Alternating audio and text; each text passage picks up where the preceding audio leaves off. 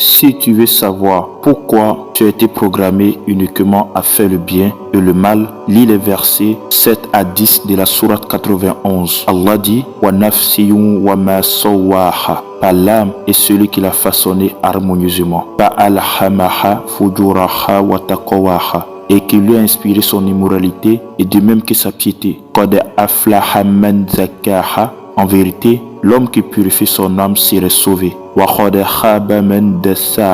Et celui qui la corrompt serait éprouvé. Ce verset nous informe que l'être humain contient en lui le bien et le mal. Ce verset nous met en garde. Celui qui utilisera le mal sera perdu et celui qui utilisera le bien aura réussi. En effet, Allah t'indique qu'il a mis en toi à l'intérieur 2 robots. Un robot que tu peux activer pour faire le bien et un autre robot que tu peux activer pour faire le mal. Cela est une preuve qu'Allah nous a conditionnés seulement à 2 voies. Tu as la capacité de distinguer le bien du mal sans que quelqu'un ne te cite le livre d'Allah. Mais souvent, le diable a la capacité de rendre le mal bien à nos yeux et le bien mal à nos yeux. Allah nous avertit de ne pas choisir le mal.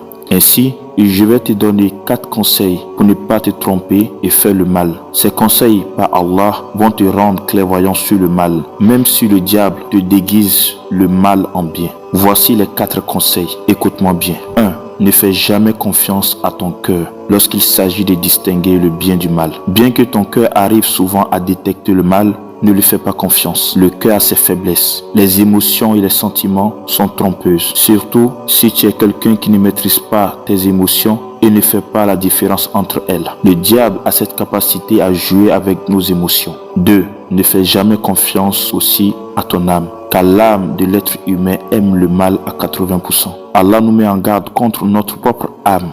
L'âme aime beaucoup la facilité et la plupart des choses faciles conduisent au mal et à la désobéissance. 3. La seule chose à laquelle tu dois faire confiance, c'est ton intelligence et le raisonnement logique, avec l'aide d'Allah bien sûr. Car le cerveau de l'être humain, bien que petit, dirige un corps gigantesque qui pèse souvent 100 kg. Le cerveau a la capacité de prendre des décisions réelles sans se baser sur l'émotion, la passion ou l'influence, sauf si toi-même tu refuses de réfléchir et d'accepter ces décisions. Le cerveau de l'homme n'est pas dans l'illusion ni dans le flou. Quand quelqu'un a chaud, le cerveau te dit qu'il fait chaud. Quand quelque chose est chaud, le cerveau te dit qu'il est chaud. Et quand quelque chose est froid, il te dit que c'est froid. Il n'y a pas autre option. C'est la seule chose qu'Allah Azzawajal nous a donnée pour comprendre sa grandeur et comprendre l'univers. C'est pour ça Allah s'adresse toujours à l'intelligence de l'homme dans le Coran. Car si l'intelligence a compris, alors le corps, le cœur et l'âme retrouvent leur nature réelle. 4. Fais des évocations pour qu'Allah t'éloigne du mal et te rapproche du bien. Car tous ces conseils ne te profiteront pas si Allah n'est pas avec toi. Maintenant, comment réfléchir avant d'agir pour ne pas commettre le mal et être clairvoyant? En vérité, avant de faire une action, pose-toi 2 questions fondamentales.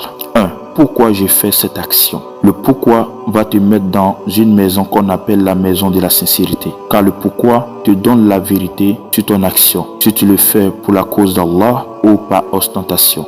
Allah nous demande de faire des actions sincères et non des actions hypocrites. Donc le pourquoi va te guider à des actions sincères et concrètes. 2. Pose-toi des questions sur les conséquences de ton action. Si j'agis ainsi, quel sera le résultat? Les conséquences détermineront la nature réelle de ton action. Il y a des conséquences négatives et des conséquences positives. Si les conséquences négatives sont beaucoup plus nombreuses que les positives, alors ne le fais pas, car c'est une action diabolique. Si les conséquences positives sont beaucoup plus nombreuses que les négatives, alors fais vite cette action, car c'est une action venant d'Allah Azzawajal.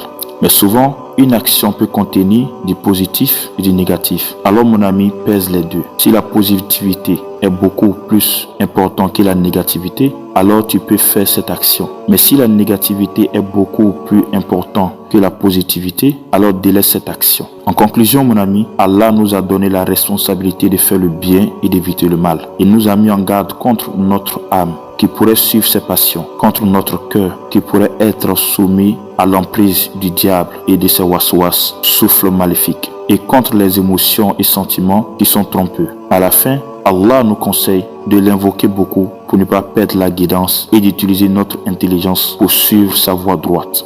Je vais m'arrêter ici. Merci de m'avoir écouté jusqu'à la fin. qu'Allah te récompense et qu'il nous guide. N'oublie pas d'aimer la vidéo, de laisser un commentaire et de partager au maximum. Sur ce, on se retrouve à la prochaine, Inch'Allah.